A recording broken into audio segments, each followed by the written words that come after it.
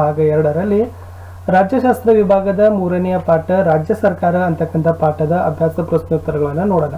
ಇಲ್ಲಿಯವರೆಗೆ ಭಾಗ 1 ಮತ್ತು ಭಾಗ 2ರ ಒಟ್ಟಾರೆ 8, 9, 10ನೇ ತರಗತಿಯ ಎಲ್ಲ ಪಾಠಗಳ ಒಂದು ಕ್ವಶನ್ ಆನ್ಸರ್ಸ್ಗಳನ್ನು ನಮ್ಮ ಯೂಟ್ಯೂಬ್ ಚಾನಲ್ಗಳ ಮೂಲಕ ಇದ್ದಾವೆ. ತಾವುಗಳು ಅವುಗಳನ್ನು ನೋಡ್ಬೋದು. ಹೊಸವರಾಗಿದ್ದರೆ ಚಾನಲನ್ನು ಸಬ್ಸ್ಕ್ರೈಬ್ ಮಾಡಿ, ವಿಡಿಯೋವನ್ನು ಖಂಡಿತವಾಗಿ ಒಂದು ಸಾರಿ ಲೈಕನ್ನು ಮಾಡಿ ನಿಮ್ಮ ಫ್ರೆಂಡ್ ಸರ್ಕಲ್ಗೂ ಶೇರ್ ಮಾಡಲು ಮರೆಯದಿರಿ ಅಂತ ಹೇಳ್ತಾ ಶುರು ಮಾಡೋಣ. ರಾಜ್ಯ ಸರ್ಕಾರ ಪಾಠದ ಅಭ್ಯಾಸ ಪ್ರಶ್ನೋತ್ತರಗಳನ್ನು. ಅಭ್ಯಾಸಗಳು. ಪ್ರಶ್ನೆ 1, ಖಾಲಿ ಬಿಟ್ಟ ಸ್ಥಳಗಳನ್ನು ಸೂಕ್ತ ಪದಗಳಿಂದ ಭರ್ತಿ ಮಾಡಿರಿ. ಮೊದಲ ಪ್ರಶ್ನೆ ಇತ್ತು, ಭಾರತವು ಡ್ಯಾಶ್ ರಾಜ್ಯಗಳನ್ನು ಮತ್ತು ಡ್ಯಾಶ್ ಕೇಂದ್ರಾಡಳಿತ ಪ್ರದೇಶಗಳನ್ನು ಒಳಗೊಂಡಿದೆ ಅಂತಕ್ಕಂಥದ್ದು. ಸರಿಯಾದ ಉತ್ತರ ಇತ್ತು. ಭಾರತ ಇದೆಯಲ್ಲ, ಇದು ಒಂದು 28 ರಾಜ್ಯಗಳು ಮತ್ತು 8 ಕೇಂದ್ರಾಡಳಿತ ಪ್ರದೇಶಗಳನ್ನು ಒಳಗೊಂಡ ಒಂದು ಒಕ್ಕೂಟ ರಾಷ್ಟ್ರ ಅಂತ ಹೇಳ್ಬೋದು. 28 ರಾಜ್ಯ, 8 ಕೇಂದ್ರಾಡಳಿತ ಪ್ರದೇಶಗಳು. ಪ್ರಶ್ನೆ 2, ರಾಜ್ಯ ವಿಧಾನಸಭೆಗೆ ಒಬ್ಬ ಆಂಗ್ಲೋ ಇಂಡಿಯನ್ರನ್ನ ನೇಮಕ ಮಾಡುವರು ಡ್ಯಾಶ್. ಅಂದರೆ ರಾಜ್ಯ ವಿಧಾನಸಭೆಗೆ ಒಬ್ಬ ಆಂಗ್ಲೋ ಇಂಡಿಯನ್ರನ್ನು ಡ್ಯಾಶ್ ರವರು ನಾಮಕರಣ ಮಾಡ್ತಾರೆ. ಅವರೇ ಆಗಿರ್ತಕ್ಕಂಥದ್ದು ರಾಜ್ಯಪಾಲರು. ಒಬ್ಬರನ್ನು ಏನು ಮಾಡ್ತಾರೆ, ಆಂಗ್ಲೋ ಇಂಡಿಯರನ್ನು ನಾಮಕರಣ ಮಾಡ್ತಕ್ಕಂಥ ಅಧಿಕಾರವನ್ನು ರಾಜ್ಯಪಾಲರೇ ಹೊಂದಿದ್ದಾರೆ. ಪ್ರಶ್ನೆ 3, ಕರ್ನಾಟಕ ವಿಧಾನ ಪರಿಷತ್ ಡ್ಯಾಶ್ ಸದಸ್ಯರನ್ನು ಒಳಗೊಂಡಿದೆ. ಹಾಗಾದರೆ ಕರ್ನಾಟಕ ರಾಜ್ಯದಲ್ಲಿ ವಿಧಾನ ಪರಿಷತ್ನಲ್ಲಿ ಎಷ್ಟು ಜನ ಸದಸ್ಯರು ಇರ್ತಾರೆ? 75 ಜನ ಸದಸ್ಯರು ಇರ್ತಾರೆ. ಪ್ರಶ್ನೆ 4, ರಾಜ್ಯ ಮಂತ್ರಿಮಂಡಲವು ಡ್ಯಾಶ್ ಮತ್ತು ಡ್ಯಾಶ್ವನ್ನು ಒಳಗೊಂಡ ನೈಜ ಕಾರ್ಯಾಂಗವಾಗಿದೆ. ಅಂದರೆ ರಾಜ್ಯ ಮಂತ್ರಿಮಂಡಲವು ಯಾರು ಅದರಲ್ಲಿ ಇರ್ತಾರೆ ಅಂತಕ್ಕಂಥ ಪ್ರಶ್ನೆ ಇತ್ತು. ರಾಜ್ಯ ಮಂತ್ರಿಮಂಡಲದಲ್ಲಿ ಮುಖ್ಯಮಂತ್ರಿ ಇರ್ತಾರೆ ಮತ್ತು ಅವರ ಒಳಗೊಂಡ ಒಂದು ಮಂತ್ರಿಮಂಡಲ ಇರುತ್ತೆ. ಮುಖ್ಯಮಂತ್ರಿ ಮತ್ತು ಮಂತ್ರಿಮಂಡಲಗಳ ಸೇರಿ ಇರ್ತಕ್ಕಂಥ ಒಂದು ನೈಜ ಕಾರ್ಯಾಂಗವೇ ಅದು ರಾಜ್ಯ ಮಂತ್ರಿಮಂಡಲ ಆಗಿರುತ್ತೆ.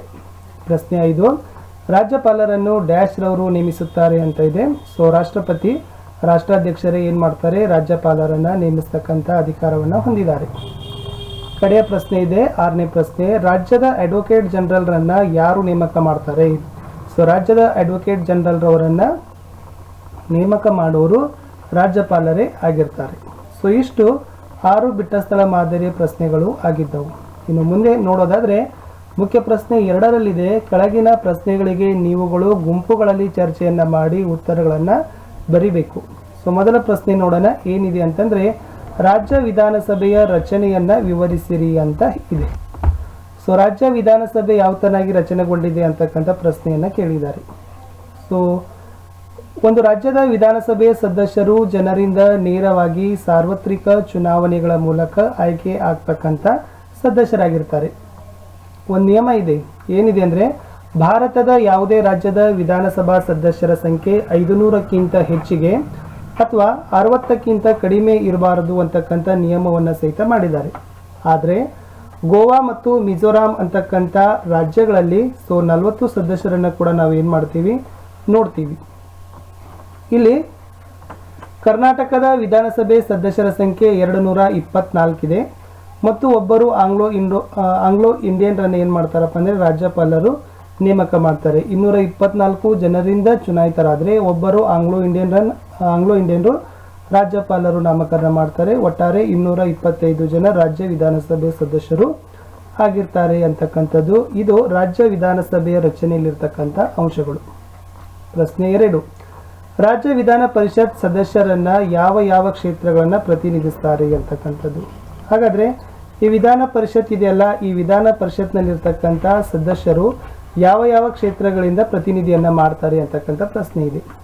ಮೊದಲನೇದಾಗಿ ರಾಜ್ಯದ ವಿಧಾನ ಪರಿಷತ್ನಲ್ಲಿರ್ತಕ್ಕಂಥ ಒಟ್ಟು 5 ಕ್ಷೇತ್ರಗಳನ್ನು ಏನು ಮಾಡ್ತಾರೆ, ಈ ಸದಸ್ಯರು ಪ್ರತಿನಿಧಿಯನ್ನು ಮಾಡ್ತಾರೆ. 75 ಜನ ಸದಸ್ಯರ ಸಂಖ್ಯೆ ಇದೆ. ಈ 5 ಕ್ಷೇತ್ರಗಳನ್ನು ಪ್ರತಿನಿಧಿಯನ್ನು ಮಾಡ್ತಾರೆ. ಆ 5 ಕ್ಷೇತ್ರಗಳು ಯಾವುವು ಅಂತಂದರೆ, 1ನೇದು ವಿಧಾನಸಭಾ ಸದಸ್ಯರಿಂದ, 2 ಸ್ಥಳೀಯ ಸಂಸ್ಥೆಗಳ ಸದಸ್ಯರಿಂದ, 3 ಶಿಕ್ಷಕರ ಕ್ಷೇತ್ರ ಸದಸ್ಯರಿಂದ, 4 ಪದವೀಧರ ಸದಸ್ಯರಿಂದ, ಕಡೆಗೆ ಬರ್ತಕ್ಕಂಥದ್ದು ಕಲೆ ಆಗಿರಬಹುದು, ಸಾಹಿತ್ಯ, ಶಿಕ್ಷಣ, ಸಮಾಜ ಸೇವೆ, ವಿಜ್ಞಾನ, ಸಹಕಾರ ಚಳವಳಿ. ಈ ಕ್ಷೇತ್ರಗಳಲ್ಲಿ ಏನು ಮಾಡಿರ್ತಾರೆ, ಗಣನೀಯವಾಗಿ ಸಾಧನೆಯನ್ನು ಮಾಡಿರ್ತಕ್ಕಂಥವ್ರನ್ನ ರಾಜ್ಯಪಾಲರು ನಾಮಕರಣವನ್ನು ಮಾಡ್ತಾರೆ. ರಾಜ್ಯ ವಿಧಾನ ಪರಿಷತ್ ಅಂತಕ್ಕಂಥದ್ದು ಒಂದು ಖಾಯಂ ಸದನವೇ ಆಗಿರ್ತದೆ ಅಂತಕ್ಕಂಥದ್ದು. ಇಷ್ಟು 5 ಕ್ಷೇತ್ರಗಳಿಂದ ರಾಜ್ಯ ವಿಧಾನ ಪರಿಷತ್ನ ಸದಸ್ಯರು ಪ್ರತಿನಿಧಿಯನ್ನು ಮಾಡ್ತಾರೆ. ಮುಂದಿನ ಪ್ರಶ್ನೆ 3, ರಾಜ್ಯಪಾಲರ ಅರ್ಹತೆ ಮತ್ತು ಅಧಿಕಾರಾವಧಿಯನ್ನು ವಿವರಿಸಿರಿ ಅಂತಕ್ಕಂಥದ್ದು ಇದೆ. ಹಾಗಾದರೆ ರಾಜ್ಯಪಾಲರಾಗಬೇಕಾದ್ರೆ ಯಾವೆಲ್ಲ ಅಧಿಕಾರದಲ್ಲಿ ಮುನ್ನಡೆಸಬೇಕಾದ್ರೆ ಅರ್ಹತೆಗಳು ಏನು ಮತ್ತು ಅಧಿಕಾರಾವಧಿ ಏನು ಅಂತ ಕೇಳಿದ್ದಾರೆ. ಮೊದಲನೇದಾಗಿ ನಾವು ಅರ್ಹತೆಗಳನ್ನು ನೋಡೋಣ. ಸೊ ನಿಮಗೆ ಗೊತ್ತಿದ್ದಂಗೆ ರಾಜ್ಯಪಾಲರನ್ನು ನೇಮಕ ಮಾಡೋರು ರಾಷ್ಟ್ರಪತಿಗಳ ನೇಮಕ ಮಾಡ್ತಾರೆ. ಮುಖ್ಯವಾಗಿ ಕೇಂದ್ರದ ಪ್ರಧಾನಿ ಮತ್ತು ಮಂತ್ರಿಮಂಡಲದ ಶಿಫಾರಸ್ಸಿನ ಮೇಲೆ ಇವರು ನೇಮಕಗೊಂಡಿರ್ತಾರೆ. ಸೊ ಪ್ರತಿ ರಾಜ್ಯಕ್ಕೆ ಒಬ್ಬರು ರಾಜ್ಯಪಾಲರು ಇರಬೇಕಂತಕ್ಕಂಥ ನಿಯಮ ಇದೆ. ಆದರೆ 2 ಅಥವಾ ಅದಕ್ಕಿಂತ ಹೆಚ್ಚು ರಾಜ್ಯಗಳಿಗೆ ಒಬ್ಬರೇ ರಾಜ್ಯಪಾಲರನ್ನ ಸಹಿತ ನೇಮಿಸ್ತಕ್ಕಂಥ ನಿಯಮಗಳು ಕೂಡ ಇದ್ದಾವೆ. ಅರ್ಹತೆಗಳಲ್ಲಿ ಮೊದಲನೇದಾಗಿ ಆ ರಾಜ್ಯಪಾಲರು ಭಾರತದ ಪ್ರಜೆಯಾಗಿರಬೇಕು. ಎರಡನೇದು 35 ವರ್ಷಕ್ಕಿಂತ ಮೇಲ್ಪಟ್ಟವರಾಗಿರಬೇಕು. ಯಾವುದೇ ಲಾಭದಾಯಕ ಹುದ್ದೆಯನ್ನು ಹೊಂದಿರಬಾರದು. ಸರ್ಕಾರಿ ಹುದ್ದೆಯಲ್ಲಿ ಸಹಿತ ಆತ ಇರಬಾರ್ದು. ಸೊ ಮುಂದೆ ಇರ್ತಕ್ಕಂಥದ್ದು ಸಂಸತ್ತಾಗಿರ್ಬೋದು ಅಥವಾ ರಾಜ್ಯ ಶಾಸಕಾಂಗದ ಸದಸ್ಯರು ಆಗಿರಬಾರದು. ಒಂದು ವೇಳೆ ಅವರು ಸದಸ್ಯತ್ವರಾಗಿದ್ದರೆ ರಾಜ್ಯಪಾಲರಾದ ನಂತರ ಆ ಸ್ಥಾನಕ್ಕೆ ಅವ್ರು ಏನು ಮಾಡಬೇಕಾಗ್ತದಪ್ಪ ಅಂದ್ರೆ ರಾಜೀನಾಮೆಯನ್ನು ಕೊಡಬೇಕಾಗ್ತದೆ.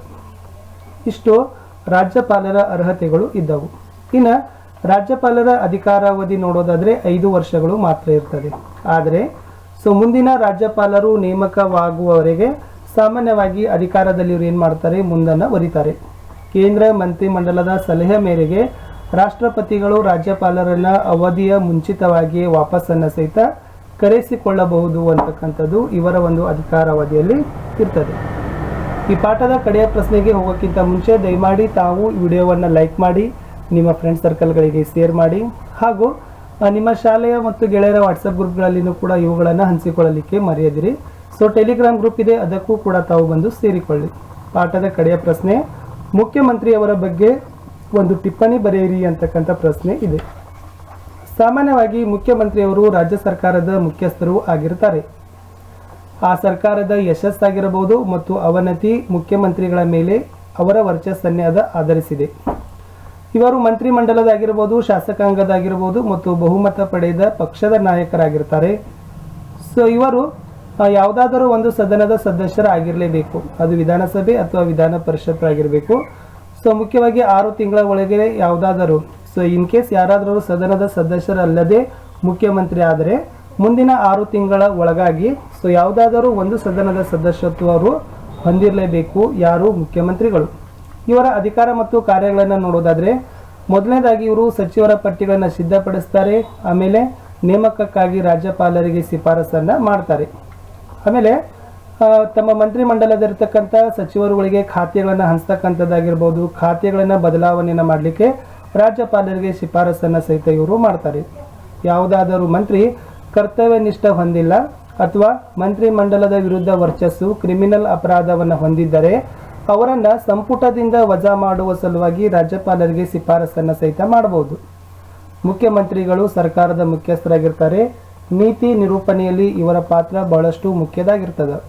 ವಿವಿಧ ಇಲಾಖೆಗಳ ಕಾರ್ಯದಕ್ಷತೆಗಳನ್ನು ಪರಿಶೀಲಿಸ್ತಾರೆ. ಅವುಗಳಲ್ಲಿ ಹೊಂದಾಣಿಕೆ ಮೂಡಿಸ್ತಕ್ಕಂಥ ಕೆಲಸವನ್ನು ಸಹಿತ ಇವರು ಮಾಡ್ತಾರೆ.